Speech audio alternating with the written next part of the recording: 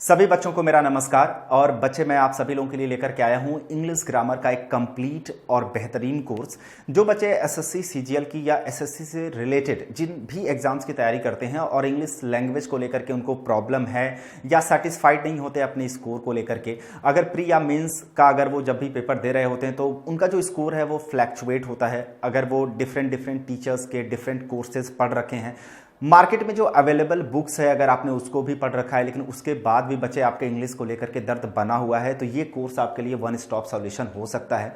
ये कोर्स बाकी कोर्सेज से कैसे अलग है, ये जो कंटेंट हमने ऑर्गेनाइज किया है वो कितना रेलेवेंट है और कितना अलग है बाकी कोर्सेज से, उन सारी चीज़ों के बारे में मैं आपको एक एक करके बताऊंगा।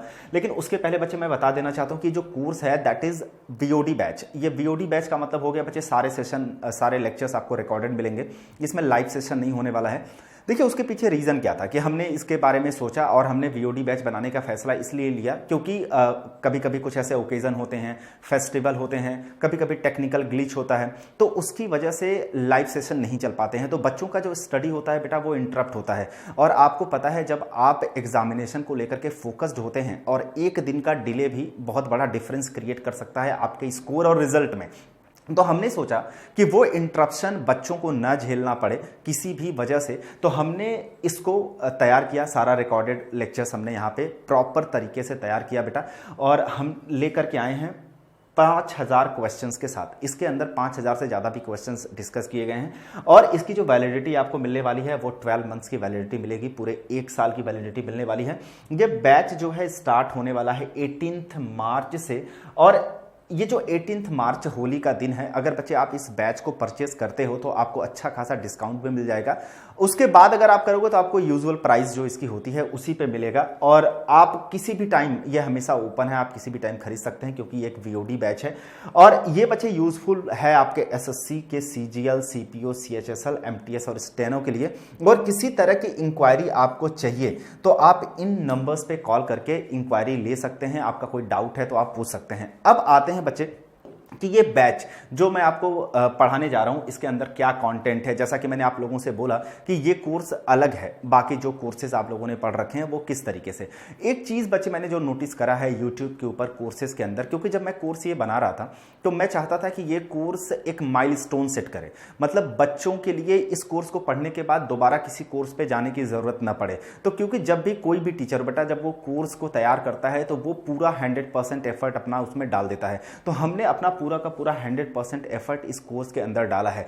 जो हमारा 12 से 13 साल का एक्सपीरियंस है, उस सारे एक्सपीरियंस, सारे एफर्ट, जितने भी हमने चीज़ों को सीख रखा है और जो जो हमने एनालाइज किया है, बच्चों का दर्द होता है, मतलब जब तैयारी करना शुरू करता है इंग्लिश लैंग्वेज में क्या क्या प्रॉब्लम वो फेस करता है, कहाँ कहाँ पे उसे दिक्कत होती है, और जो हमारे एसएससी में नाउन, प्रोनाउन, एडजेक्टिव और जितने भी टॉपिक होते हैं उनसे रिलेटेड कौन से क्रिटिकल कंसेप्ट या क्वेश्चंस होते हैं जिसमें वो फंस सकता है। क्योंकि मैं जब कोर्स बना रहा था तो मैं खुद को वहाँ पे एक स्टूडेंट की तरह कंसीडर कर रहा था, मैं एक टीचर की तरह कंसीडर नहीं कर रहा था। ये बच्चे बहुत ही बड़ा डिफरेंस है बाकी चीज़ों में और इस कोर्स में। क्योंकि एक्चुअली मैंने एक चीज़ देखी है कि जब टीचर पढ़ाने की कोशिश करता है या कोई कोर्स बनाता है तो वो ये दिखाने की कोशिश करता है कि वो कितना स्मार्ट है, ठीक है, उसके अंदर कितनी नॉलेज या इंफॉर्मेशन है। लेकिन हमें वहां पे बच्चे एक छोटी सी सावधानी रखनी चाहिए कि हमें बस ये देखना है कि जो चीज हम समझा रहे हैं वो बच्चों के लिए कितना रेलेवेंट है, वो कितना ऑर्गेनाइज्ड है, उसे कितना समझ में आ रहा है। क्योंकि हमारी जीत उसी में है जब एक सामने वाला बच्चा जो आपसे पढ़ रहा है अगर वो सिलेक्शन ले ले।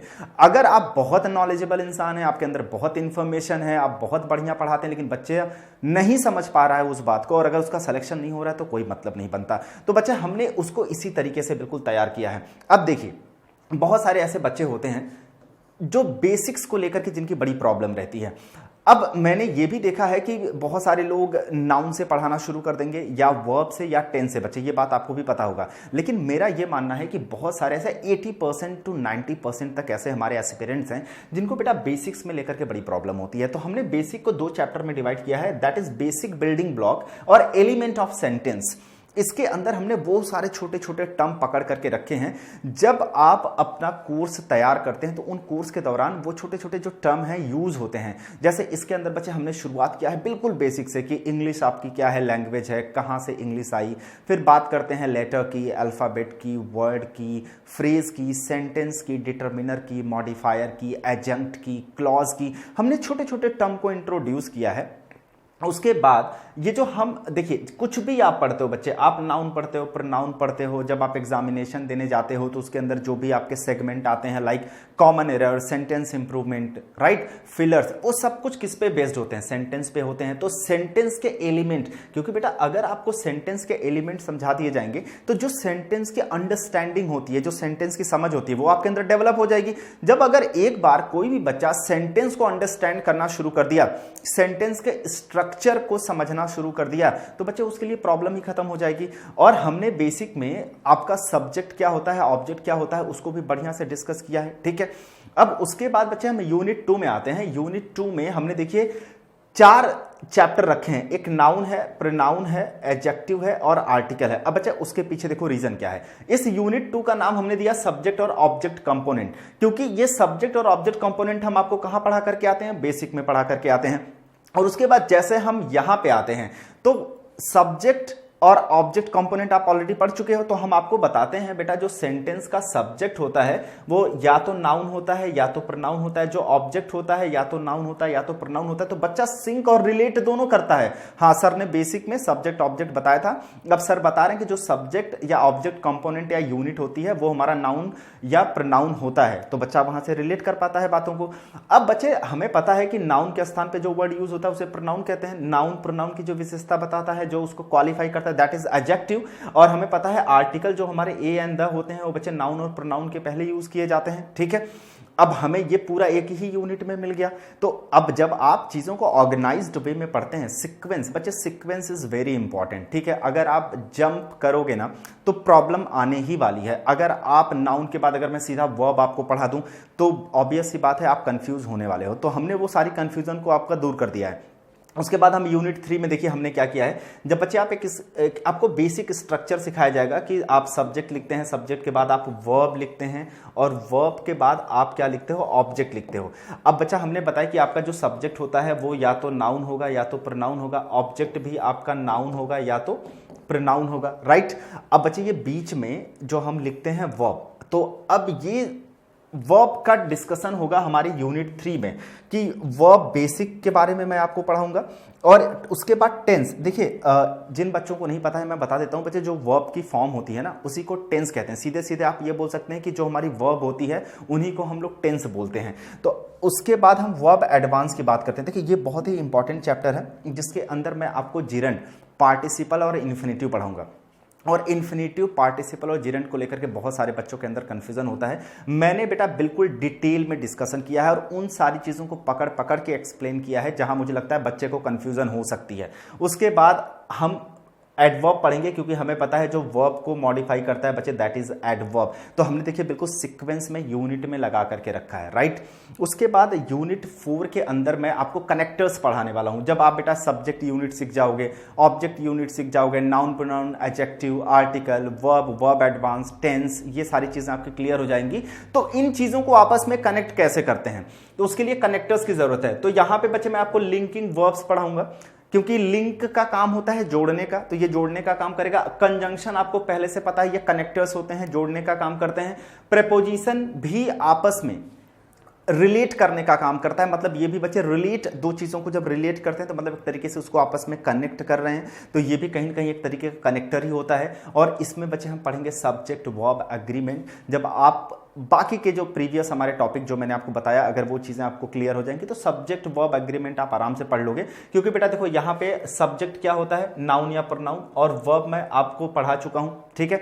तो जब मैंने आपको सब्जेक्ट और वर्ब दोनों बातें पढ़ा रखी है तो इनके बीच का जो अग्रीमेंट होता है, ठीक, अग्रीमेंट जो इनके बीच में सहमति बनती है, तो हम उसको भी आराम से सीख सकते हैं, यहाँ पे कोई इशू नहीं होने वाला है। फिर मिस्कलेनियस में हम आते हैं। मिस्कलेनियस में हम बच्चे पढ़ते हैं कंडीशनल सेंटेंस, साथ में मैं आपको बताऊंगा question tag, parallelism, inversion, superfluous sentences और मूड।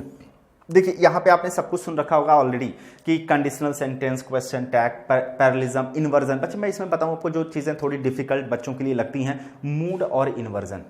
अगर आप कहें तो कंडीशनल सेंटेंस नहीं, कंडीशनल सेंटेंस बेटा बहुत आसान होता है, जब आप पढ़ोगे तो आपको तुरंत समझ में आ जाएगा कि ऐसी इस तरीके से उसको एक्सप्लेन किया हुआ है मैंने। और रही बात इन्वर्जन और मूड, ये दो चीज़ें होती जो थोड़ा सा कंफ्यूज करती हैं, ज़्यादा नहीं। तो इसको बहुत मैंने सिंप्लीफाइड, मतलब जितना आसान शब्द हो सकता था उन आसान शब्दों में मैंने समझाने की कोशिश करी है।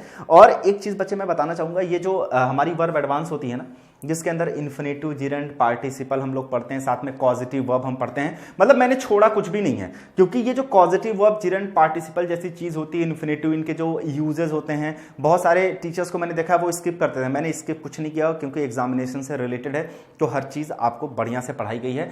अब यहाँ पे बच्चे ये सारी चीज़ें पढ़ने के बाद हम आते हैं यूनिट 6। ये देखिए, आप अगर मेंस का पेपर देते हैं एसएससी का, तो इसमें इसका बहुत बड़ा वेटेज है बेटा।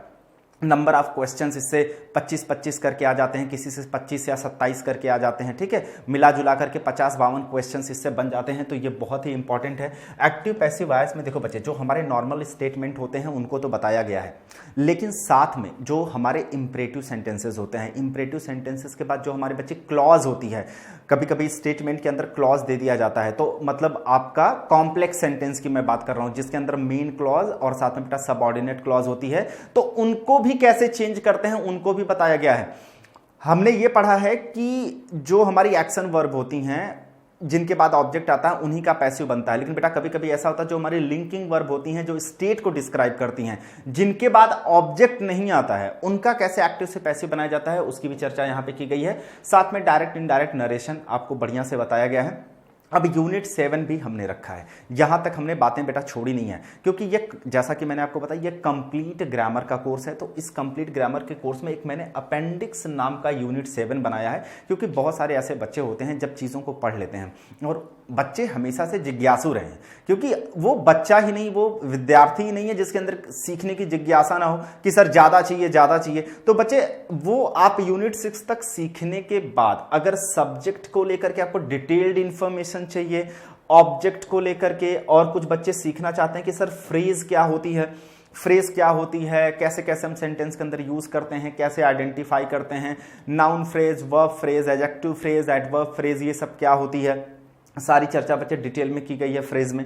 यहाँ पे क्लॉज, देखिए क्लॉज नाम सुन के ही डर लगता है, लेकिन क्लॉज बहुत ईजीएस्ट वे में आपको पढ़ाया और बताया गया है, और इन डिटेल, मतलब आपका डिफाइनिंग क्लॉज क्या है, नॉन डिफाइनिंग क्लॉज क्या है, रिस्ट्रिक्टिव जिसे नॉन रिस्ट्रिक्टिव हम लोग बोलते हैं, वो सारी चीज़ें बेटा यहाँ पे आपको सिखाई गई है।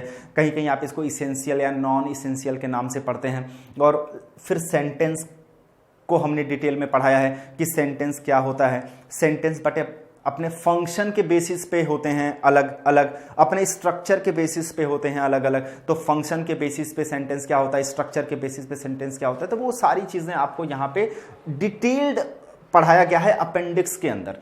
तो जैसा कि बच्चे मैंने बताया कि ये कोर्स और कोर्सेज से क्यों अलग है, उसके पहला कि हमने सारे कंटेंट को ऑर्गेनाइज्ड किया है, हमने सारे कंटेंट को रिलेट किया है, हमने उसको प्रॉपर सिंक किया है, और जितना भी आपको पढ़ाया गया वो रेलेवेंट है। और हमने कहा इसको अलग बनाने की कोशिश ऐसे है कि जब हम प्रोनाउन जैसे पढ़ते हैं तो रिलेटिव प्रोनाउन वाली टॉपिक आती है, वर्ब एडवांस पढ़ते हैं तो जिरेंट, इन्फिनेटिव, पार्टिसिपल और कॉजेटिव वर्ब पढ़ते हैं। तो जितने भी बच्चे डिफ़िकल्ट टॉपिक हैं उनको बहुत आसान शब्दों में पिरो करके समझाया गया है, जिससे आप कंप्लीटली सेटिस्फाइड हों और आप बेहतर स्कोर कर पाएं। और जो डिफरेंट कोर्सेज पढ़ के या बुक्स पढ़ करके अभी तक आप नहीं सीख पाए हैं, यहाँ पे आप उन चीज़ों को ईजीएस्ट वे में सीख पाएं।